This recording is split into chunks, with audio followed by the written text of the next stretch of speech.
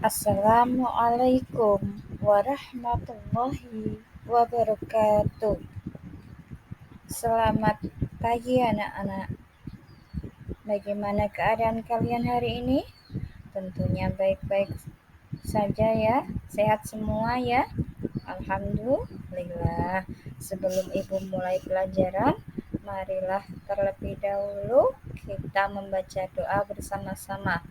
Semoga di dalam pelajaran kita ini nanti diberikan kelancaran oleh Allah Subhanahu wa taala. Berdoa menurut keyakinan masing-masing. Mulai. Berdoa selesai. Anak-anak semua, di pertemuan kali ini Ibu akan membahas tentang iman kepada malaikat-malaikat Allah dan tugas-tugasnya. Sebagaimana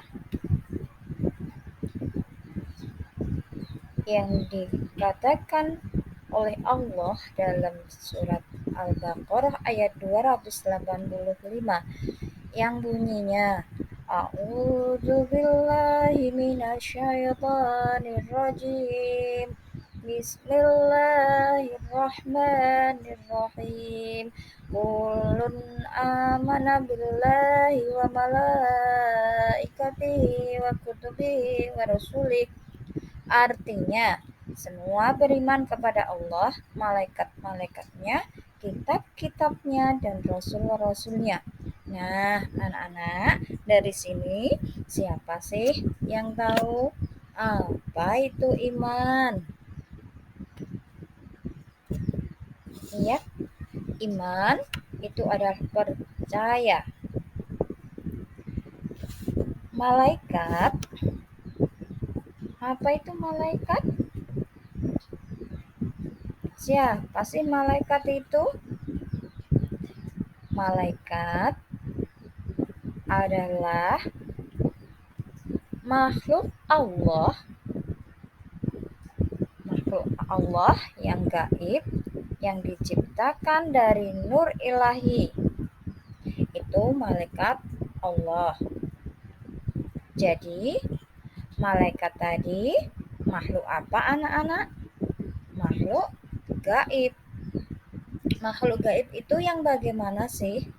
Makhluk gaib itu adalah makhluk yang tidak bisa dirasa dan dilihat oleh panca indera. Dalam arti begini, kalau manusia itu bisa melihat apa yang dilihat oleh mata, itu namanya manusia.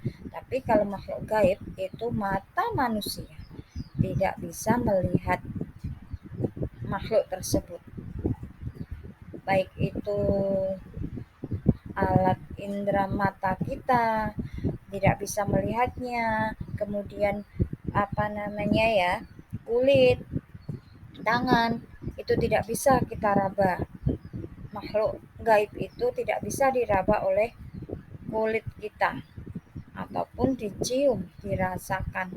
Itu enggak bisa dirasakan, itu namanya makhluk gaib. Kalau setan setan juga makhluk gaib. Oke. Sebelum Ibu lanjut, coba kita tepuk semangat dulu biar semangat belajarnya. Tepuk semangat. Ha ha. Ha. Oke. Nah, karena malaikat tadi diciptakan Allah dari nur ilahi atau cahayanya Allah, maka malaikat itu punya sifat-sifat khusus. Nah, sifat khususnya itu apa? Yang pertama, selalu taat dan tidak pernah ingkar kepada Allah. 2. Malaikat itu tidak sombong, tidak memiliki hawa nafsu. Yang ketiga, malaikat dapat berubah wujud dan menjelma sesuai kehendak Allah. Seperti contohnya, malaikat Jibril yang menemui Nabi Muhammad. Beliau ditemui malaikat Jibril dalam bentuk yang bermacam-macam. Pernah malaikat Jibril itu berbentuk suara lonceng. Kemudian pernah juga berubah menjadi hewan. Pernah juga berubah menjadi manusia. Itu semuanya atas kehendak Allah. Kalau Allah menghendaki malaikat Jibril menemui Nabi Muhammad dalam berupa semut, maka akan berubah menjadi semut. Itu sifatnya malaikat. Sifat malaikat yang selanjutnya yakni senantiasa memohonkan ampun kepada Allah. Memohonkan ampun siapa ini? Tidak lain adalah manusia. Memohonkan ampun manusia. Yang kelima adalah tidak makan dan tidak minum. Malaikat berbeda anak-anak dari manusia. Kalau manusia lapar, makan, haus, minum. Tapi kalau malaikat itu tidak mempunyai rasa untuk makan ataupun untuk minum. Kemudian yang sifat malaikat yang selanjutnya adalah tidak berjenis kelamin. Tidak berjenis kelamin seperti kita. Kalau kita kan ada cewek, ada cowok. Kalau banci, kalau banci enggak. Kalau banci itu sebenarnya laki-laki, tetapi karena dia itu pengen jadi perempuan, akhirnya dia menjadi perempuan yang namanya banci. Tapi pada dasarnya kodratnya adalah laki-laki. Paham? Baik, Ibu lanjut. Kemudian, berapa ya jumlah malaikat? Pasti kalian bertanya-tanya kan, berapa sih jumlah malaikat? Apa tugasnya?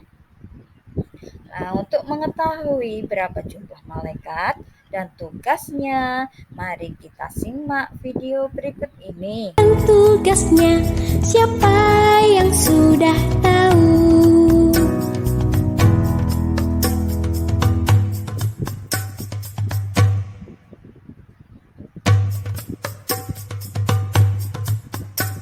Sepuluh malaikat dan tugasnya, siapa yang sudah tahu? Satu, Jibril menyampaikan wahyu pada Nabi dan Rasul. Kedua, Mikail memberi rizki pada umat manusia. Ketiga, Israfil tugasnya itu meniup sangkakala. Keempat, Israil bertanggung jawab untuk mencabut nyawa. 5 dan 6, Mungkar dan Nangkir menanyakan amal di kubur. 7, 8, Rokib dan Atid mencatat amal baik dan buruk. 9 itu malaikat Malik menjaga pintu neraka. 10 itu malaikat Ridwan menjaga pintu surga. 10 dan tugasnya, siapa yang sudah tahu? Nah, dari video tadi dapat kita tahu bahwa jumlah malaikat Allah yang dituliskan di dalam Al-Quran itu ada 10 dan tugasnya pun berbeda-beda. Siapa sajakah mereka? Yang pertama, malaikat Jibril. Malaikat Jibril bertugas menyampaikan wahyu dari Allah Subhanahu wa Ta'ala kepada para nabi dan rasul. Wahyu merupakan petunjuk kepada rasul agar disampaikan kepada umatnya. Malaikat Jibril adalah salah satu malaikat yang diizinkan oleh Allah Subhanahu wa taala untuk berubah wujud. Terkadang menjadi manusia, terkadang berubah menjadi cahaya. Malaikat Jibril sering disebut dengan Ruhul Amin atau Ruhul Kudus. Yang nomor 2, Malaikat Mikail. Malaikat Mikail tugasnya membagikan rezeki kepada seluruh makhluk hidup. Semua makhluk di dunia ini mendapatkan rezeki dari Allah Subhanahu wa taala. Baik itu manusia, hewan, binatang, semuanya dikasih rezeki oleh Allah melalui malaikat Mikail. Rezeki tidak hanya berupa uang anak-anak ataupun harta benda, tapi harta benda yang lain juga termasuk rezeki. Contohnya hujan. Hujan itu juga merupakan rezeki dari Allah Subhanahu wa taala yang wajib kita syukuri. Seperti sekarang ini. Sekarang ini kita mengalami musim hujan. Nah, walaupun banjir, air hujan itu membawa rezeki sendiri anak-anak. Yang nomor 3 yaitu malaikat Israfil. Malaikat Israfil bertugas meniup terompet suci. Terompet suci milik malaikat Israfil disebut sangkakala. Pada hari kiamat, malaikat Israfil akan turun ke bumi dan berdiri di bukit suci Yerusalem. Untuk apa? Untuk meniup sangkakalanya. Setelah sangkakala ini mendapat perintah dari Allah untuk meniupnya, maka sangkakala pun ditiupkan. Tiupan terompet malaikat Israfil akan langsung didengar oleh seluruh makhluk di dunia. Malaikat Israfil akan meniup terompet sebanyak 3 kali. Tiupan yang pertama itu menandakan kehancuran dunia beserta isinya. Nanti semuanya akan hancur, baik itu gunung, laut, tanah, akan terjadi gempa, semuanya akan kacau balau. Itu pada tiupan yang pertama.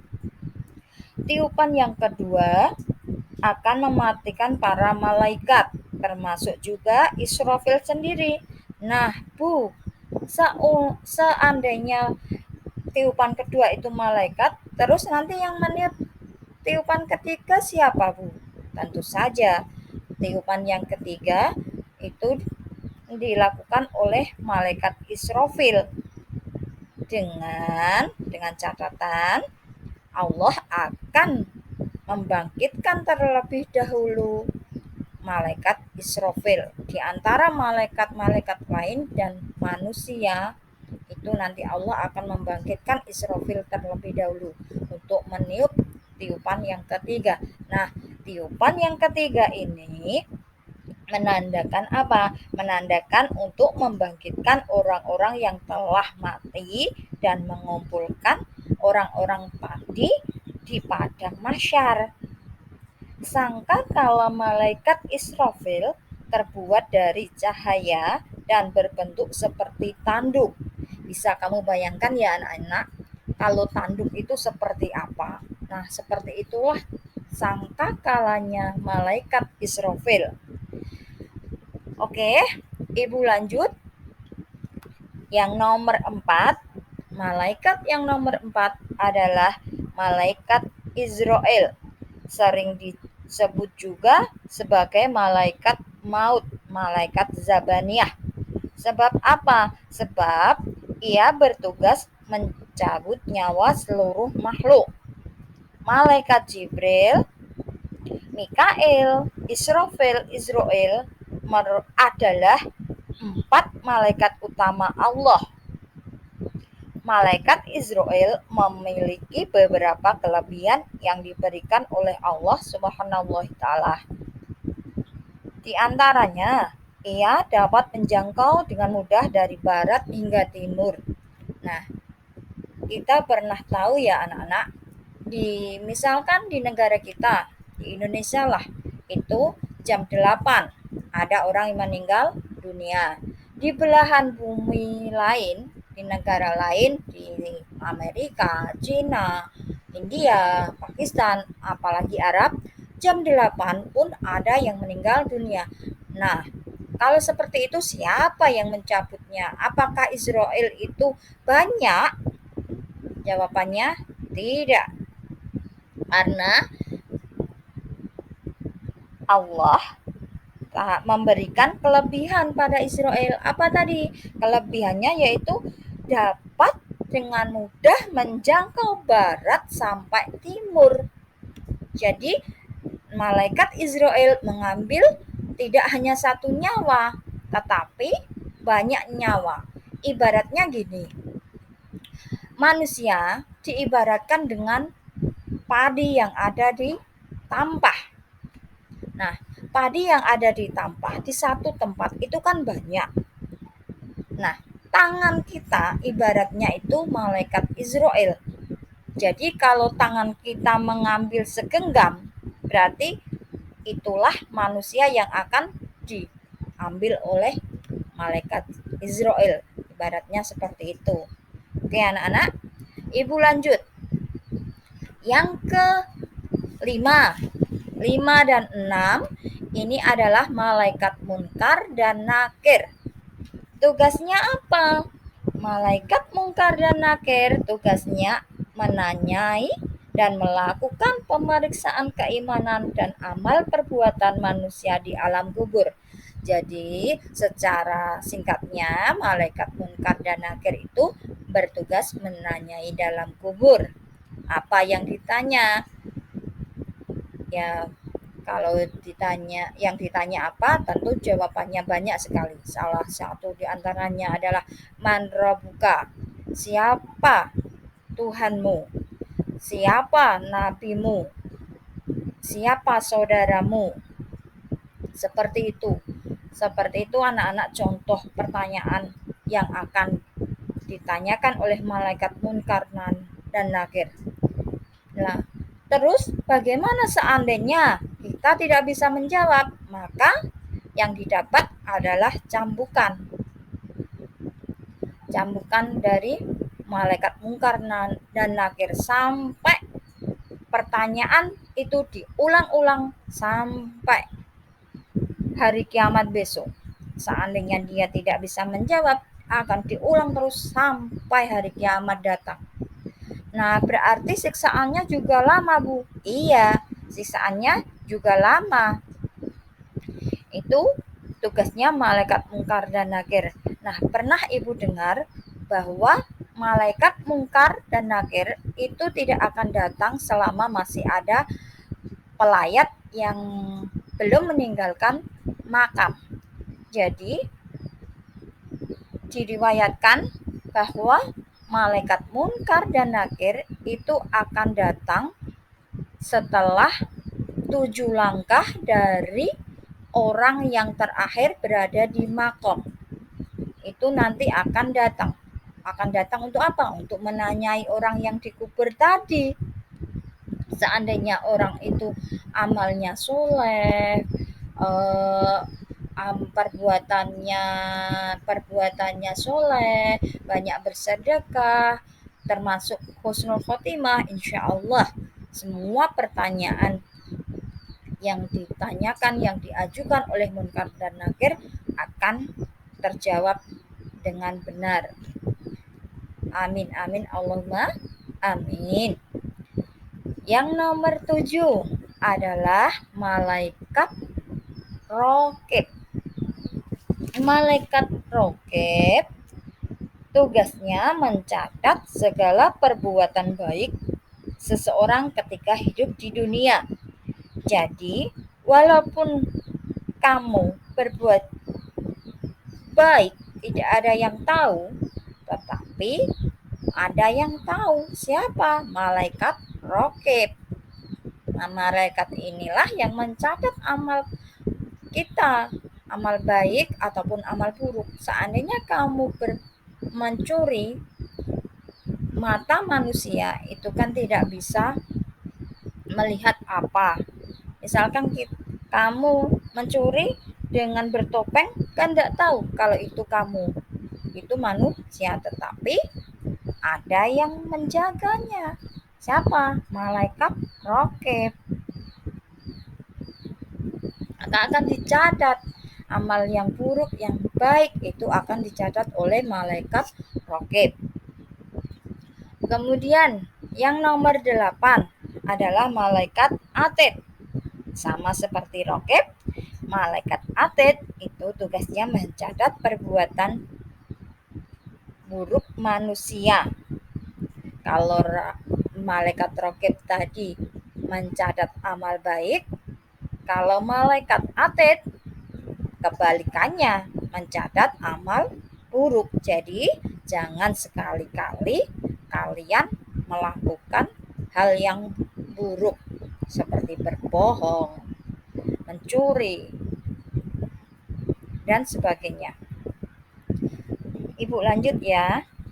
Yang nomor 9 adalah malaikat Malik. Malaikat Malik tugasnya menjaga pintu neraka. Malaikat Malik akan mencari dan menyeret orang-orang yang berdosa ke dalam neraka jahanam, lalu menyiksanya dengan kejam. Oleh karena itu, kita harus selalu menjaga setiap amal perbuatan kita agar terhindar dari siksaan malaikat Malik di neraka. Itu malaikat Malik. Nah, malaikat Malik ini digambarkan besar, hitam, pokoknya kelihatan serem. Itu gambaran malaikat Malik. Tugasnya menjaga pintu neraka. Yang terakhir yaitu malaikat Ridwan. Malaikat Ridwan tugasnya menjaga pintu surga atas izin Allah Subhanahu wa taala. Malaikat Ridwan akan memanggil dan memperlakukan para penghuni surga dengan lemah lembut, dengan balasan sebagai balasan bagi orang yang beriman. Nah, itu anak-anak 10 nama malaikat dan tugasnya. Sebelum Ibu akhiri, coba kita lakukan tepuk hebat dulu. Ibu contohkan ya. Tepuk hebat. Aku hebat. Kamu hebat. Semua hebat. Yes, yes, yes. Coba sekarang bersama-sama. Tepuk hebat. Aku hebat. Kamu hebat. Semua hebat. Yes, yes, yes. Oke anak-anak. Di akhir pertemuan kali ini, dari semua materi yang Ibu jelaskan, dapat Ibu simpulkan bahwa malaikat adalah makhluk Allah yang gaib, yang tidak bisa dilihat oleh mata dan dirasakan oleh panca indera, karena tidak bisa dilihat oleh manusia. Kita beriman adanya malaikat karena Allah yang telah memberitahukannya. Jumlah malaikat yang wajib kita ketahui itu ada 10, yaitu Jibril, Mikail, Israfil, Israel, Munkar dan Nakir, Raqib, Atid, Malik, Ridwan. Dan para malaikat tersebut memiliki tugas masing-masing dari Allah. Demikian anak-anak yang dapat Ibu sampaikan. Kurang lebihnya Ibu meminta maaf. Billahi taufik wal hidayah. Wassalamualaikum warahmatullahi wabarakatuh.